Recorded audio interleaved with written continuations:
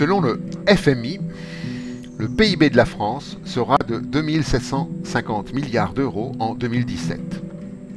Globalement, la répartition de cette richesse créée par tous sera la suivante. 40% pour les profits, soit 1100 milliards d'euros, dont 600 milliards seront investis.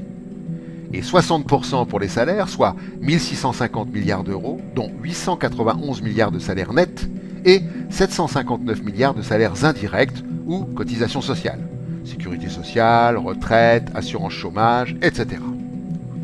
En 1980, les salaires représentaient 70% du PIB et les profits 30%. 10% du PIB ont donc été retirés des salaires pour être affectés aux profits, ce qui représente, pour l'année 2017, 275 milliards d'euros. Pour augmenter la part du profit, il faut diminuer la part des salaires. C'est ce qui est entrepris depuis les années 1980 au prétexte d'une compétitivité qui permettrait le plein emploi. On sait ce qu'il en est depuis plus de 30 ans.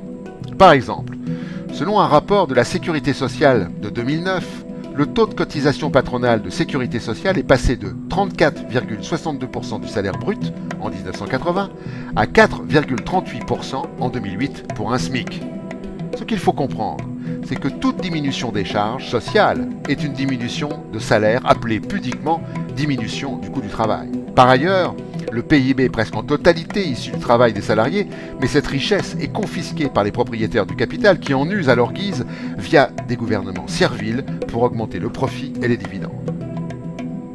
Imaginez que vous plantiez 100 radis dans votre potager situé sur un terrain qui appartient à un propriétaire qu'on appellera Bernard. Votre récolte est entièrement confisquée par Bernard qui en 1980 vous aurait redonné 70 radis et en 2017 vous redonnera 60 radis. Vous êtes ainsi dépossédé de votre récolte qui est le fruit de votre labeur, celui-ci ayant permis à Bernard de valoriser son terrain et de vivre de votre travail.